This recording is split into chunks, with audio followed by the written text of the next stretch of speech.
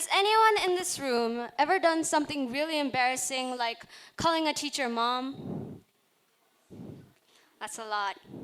Well, I have too, and it was a really long time ago, back in first grade, so we don't really talk about that anymore. But what intrigued me is that I can't remember any other part of that day as vividly as I remember that one specific moment. It's like my brain filtered out all the good stuff that had happened to me and left me with only one bad memory. I'm pretty sure this has happened to all of us. Have you ever gotten a really good score on a test, like a 90%? Well, I'm pretty sure you'd be surprised if I told you that most of the time, many of us won't be rejoicing over that 90% as much as we keep rethinking about that 10% we got wrong. That 10% of our mistakes. The 10% that looks like nothing compared to that 90%. Well, does that one small mistake really deserve all of your attention? According to your brain, it does. In fact, my brain is doing the exact same thing right now. I'm sure we've all been on a stage at least once in our lives before, held a mic, and given a speech in front of an audience. When we hear those exact words, speech, stage, mic, what's the first thing that comes to your mind? Maybe it's nervousness. Maybe it's panic. Maybe it's stage fright. But have you ever felt excited that you're sharing an idea in front of so many people? I mean, maybe we do sometimes, but that excitement is almost always drowned by the nervousness. The what if I mess up drowns all of it. You see the pattern? Our brains love making our flaws our top priorities. And scientists have a name for this strange habit. They call it the negativity bias. Basically, it means our brains are much better at holding on to bad experiences than good ones. It means they write our bad experiences with a permanent marker, while they write all our good experiences with a pencil, while holding an eraser. So, you might say, well then, why does our brain have a negativity bias? Couldn't we have had a positivity bias? Something that's beneficial for all of us? Well, to answer that question, we would have to go as far back as when the first modern humans started to emerge. Back then, your ancestors weren't worrying about math exams or awkward texts. They were just trying to stay alive. Now, I know this might get a bit boring, so I'd like you all to imagine.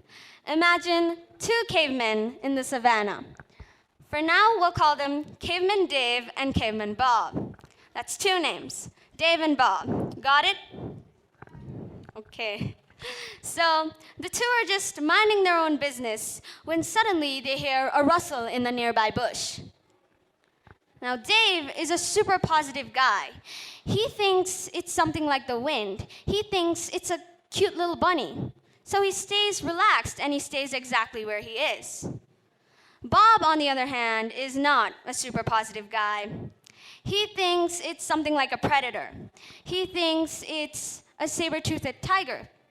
He panics, he screams, he shouts, and he runs away, leaving poor Dave stranded alone. Now, most of the time, Dave was correct. It probably was just the wind. But that one time it actually was a tiger, Dave got eaten, while Bob survived, had kids, and passed down his anxious DNA all the way down the line to you and me.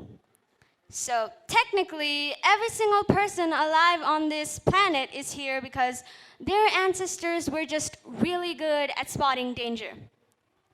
And that means our negativity bias is merely a character flaw. It is a genetic trait, and every one of us has it.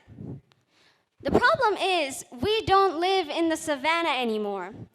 Back then, a threat meant physical danger.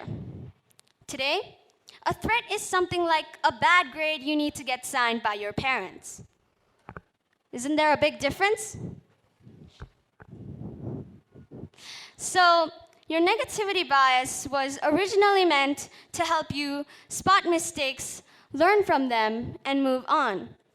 Nowadays, your negativity bias doesn't only spot danger, it also spots mistakes, embarrassing moments, and makes them your top priority. So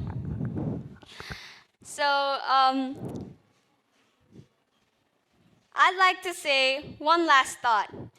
Your life is a giant canvas, a massive canvas. And the good things that happen to you are the bright and vibrant colors splattered across 90% of the space. The bad things that happen to you are the dark spots of ink that fill up some of the corners. Now, I'm not telling you to close your eyes and ignore all that ink, because they matter too. I'm not telling you to ignore your mistakes. I'm telling you to choose to not let it define who you are. Because your life is not purely made by those worst moments. Your life is made up of so much more than that. So the next time you find yourself thinking about that 10%, maybe it's something that keeps you up at night, what you need to do is take a step back. Because taking a step back lets us see just how much more our lives are made of. The bright and vibrant colors that fill up 90% of the space. Thank you.